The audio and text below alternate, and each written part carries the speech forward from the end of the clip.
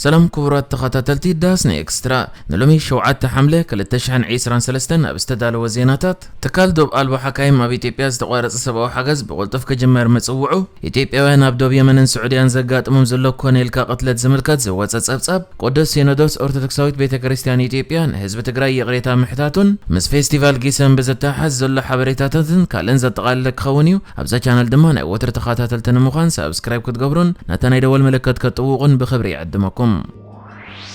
ብዙሓት ከባቢታት ኢትዮጵያ መጠን ዘጋጠመ ሕጽረት ማዕዛዊ መግቢ ካብቲ ኣብ ህጹጽ እዋን ዘጋጠም ንላዕሊ ብምውሳኹ ሰብኣዊ ሓገዝ ኣብ ዝተቋረጾም ከባቢታት ብቕልጡፍ ምክፍፋል ክጅመር ትካል ዶብ ኣልቦ ሓካይም ፀዊዑ ኣብ ኢትዮጵያ ተፈናቐልትን ስደተኛታትን ዝርከብዎም ልዕሊ 20 ሚልዮን ሰባት ህልውናኦም ኣብ ሰብኣዊ ሓገዝ ዝተመርኮሰ ከም ዝኾነ ዝሓበረ ትካል ዶብ ኣልቦ ሓካይም ነፍሰ ጾራት ሓደሽቲ ወላዳት ትሕቲ 5 ዓመት ህጻናትን HIV ዘለዎምን ዝለዓለ ሓደጋ ተቓሊዖም ኣለዉ ኢሉ ዓለም ለኻዊ ትካል ልምዓት ውድብ حبرات هجرات أمريكا و USAID كم دما ودب مجمع عالم بتجري زهب وزن برا سبعة حجز أما جمر تور حكومات كل التشحن عيسران سلستن كم زوج قارصهم مجلات ذكريو تم تكالات نهوس رديت نزد اليوم سبات تبهي لازم سبعة حجز أبعدها جاي شيء الله بزبليوم نتسبعة حجز أو قاري سما مكفال سبعة حجز أبكالات كبابيتات تيبيون دو كم زبل تجريو تكال دوب ألبو حكايم لوم يبزوت مجلسي قدم مقرا سبعة حجزون حسرت مجبي قبل عل درجة من بارو نحلافي تكال دوب ألبو حكايم ما بإثيوبيا كارب بروكس بمتقاس حبيريو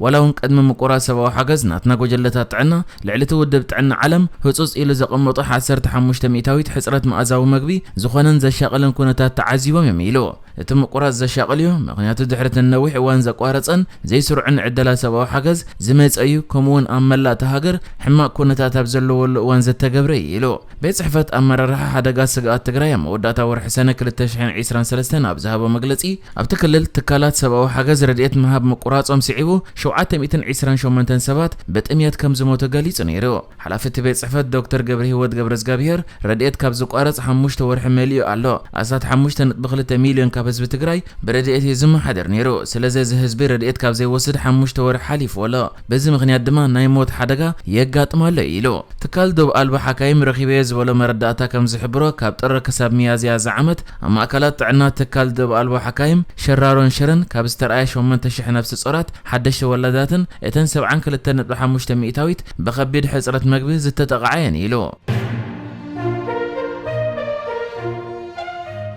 بيت مغرب فدريشن إثيوبيا مبل 10 تخلت كل كمسرت تمال الربع كم زصدقه تغاليصو زو سانت صدقه زتفلالي بهرن بهر سباتن زركبلو نايدو بهرات سباتن حزبتاتن كلل اول حلقاتي دحر زكايدو حزب وسانه وي رفرندم يو قدما مينستر ابي احمد اب كل تشحن 10 شومتن نمرحنت كابز مص استمسرته سالساي كلل دوب كلل إثيوبيا ببرلمان هاجر بمولد دمص مصدقو زوص مغلص يحبر شدشت زوباتاتن 5 فولي ورداتاتن برفرندم ابيلم دليتهم مسقلصو بيت مغرب فدريشن تمال الربع ابز تغابي اخيبو مبل 10 تخلت كلل كمسرت موسانو بمغلصت بيت مغرب يحبر اقدمهم سيداما ب 2019 دوب معراب دما ب 2020 حدن كلات كوينن ممسراتن يذكر بشحن 1995 بزوص حق منغست هاجر سبب سلطان ناي زخونه يخون بهرات سباتن حدش كللنا مسرات حزب وسانه كتحابرو يفقد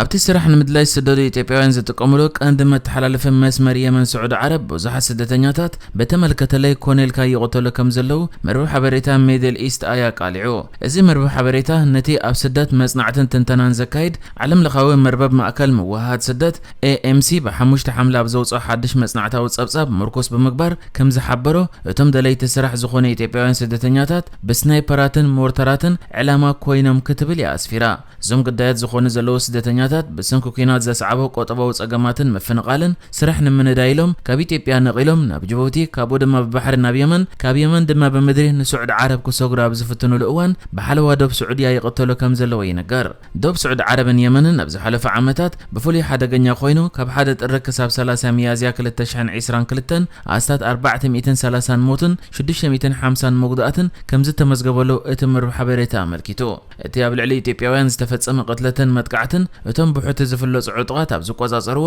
መስመር አልጀዋፍን ሳዳንን ዞባ የመን ዝተፈጸመ ኮይኑ ኣብ ስዑድ ዓረብ ግዝኣት ጂዛን እውን ተመሳሳሊ መጥቃዕቲ ክካየድ ከም ዝጸንሐ እውን እቲ ሓበሬታ የመልክት። ሓደ ካብቲ ሓደጋ ዝደሓነ ሰብ ኣብ ዝሓለፈ ወርሒ ነታ ማዕከን ዜና ኣብ ዝሃቦ ሓበሬታ ከቢድ ጨና ሬሳታት ነቲ ከባቢ ከም ዝዓብልኾ ይገሊጹ። ካልእ እውን ኣብ ዓይነ ካሜራ ጸጥታ እንተኣቲኻ ሓለውቲ ዶብ ከበድቲ ነታጉ ይትኩሱ ክብል ነቲ ኩነታት ገሊጹ። ውድብ ሕቡራት ሃገራት ቅድሚ ሕጂ እዚ ጉዳይ ከም ዘተሓሳሰቦ ብምግላጽ ኣብ ጥቅምቲ 2022 ብርክት ዝበሉ ኣብ ልዕሊ ስደተኛታት ዝፍጸሙ ከበድቲ ገህሳት ሰብኣዊ መሰላት ዝገልጹ ፍሉያት ጸብጻባት ኣውፂኡ ነይሩ እዩ። ብመሰረት ሓበሬታ ውድብ ሕቡራት ሃገራት 30 ሚእታዊት ካብቶም ገዳያት ደቂ ኣንስትዮ 7 ሚእታዊት ድማ ህፃናት እዮም እዩ ዝብል። ብተወሳኺ እቲ ጸብጻባት ገለ ካብቲ ገህሳት ስቅያት ኢደዋንናዊ ማእሰርቲ ዘይሕጋዊ ምስጋር ሰባትን ጾታዊ ዓመፅን ዘጠቓልል ምዃኑ ኣስፊሩ እዩ። እዞም ብቀይሕ ባሕርን የመንን ኣቢሎም ናብ ስዑድ ዓረብ ክሰልኩ ዝፍትኑ ሰባት ዝበዝሑ ተወለድቲ ቀርኒ ኣፍሪቃ ኮይኖም ገለ ውሑዳን የመናውያን ከም ዝርከቦምን ይንገር።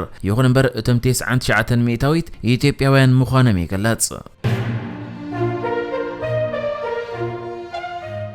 ኣብ እዋን ኩናት ትግራይ ንኦርቶዶክሳዊት ቤተ ክርስቲያን ክልል ትግራይን ሰዓብታን ከምቲ ዝድለ ስለ ዘይሓገዘ ቅዱስ ሲኖዶስ ኦርቶዶክሳዊት ተዋህዶ ቤተ ክርስቲያን ኢትዮጵያ ወግዓዊ ይቕሬታ ሓቲቱ። እቲ ቅዱስ ሲኖዶስ ኣብቲ ኣቕሪብዎ ዘሎ ወግዓዊ ይቕሬታ ቅዱስ ሲኖዶስ ኦርቶዶክሳዊት ተዋህዶ ቤተ ክርስቲያን ኢትዮጵያ ኣብ ግዜ ኩናት እቲ ኩናት ኣብ እዋኑ ከብቅዕ ጻዕርታት ዘይምግባሩ ከምኡ ድማ ኣብ እዋን ኩናት ከምኡ ድማ ድሕሪ ኩናት ብኣካል ናብ ትግራይ ምጉዓዝ ኣብ ዝተኻእለሉ እዋን ናብ ትግራይ ተጓዒዙ ንመላእ ህዝቢ ከጸናንዕ ዘይምፍታኑ ይቕሬታ ይሓትት ኢሉ ዘሎ። ብጀካ እውን ኣብቲ ቅዱስ ሲኖዶስ ኦርቶዶክሳዊት ተዋህዶ ቤተ ክርስቲያን ኢትዮጵያ ኣቕሪብዎ ዘሎ ዕላዊ ናይ ይቕሬታ መግለጺ ነቲ ኣብ መንጎታ ኦርቶዶክሳዊት ተዋህዶ ቤተ ክርስቲያን ኢትዮጵያን ህዝቢ ትግራይን ዝተፈጥረ ዘይምርድዳእን ኣብ ግዜ ኩናት ድማ ነቲ ክልል ሰብኣዊ ሓገዛት ክቕርብ ዘይምኽኣሉ ይቕሬታ ሓቲቱ እዩ ዘሎ። እዚ ወግዓዊ ይቕሬታት ዝሕተት ዘሎ ብፁዕ ቅዱስ ኣቡነ ማትያስ ፓትርያርክ ኦርቶዶክሳዊት ተዋህዶ ቤተ ክርስቲያን ኢትዮጵያ ምስ ካልኦት 13 ኣባላት ሲኖዶስ ኦርቶዶክሳዊት ተዋህዶ ቤተ ክርስቲያን ኢትዮጵያ ናይታ ቤተ ክርስቲያን ሰብኣዊ ሓገዛት ንትግራይ ክረክቡ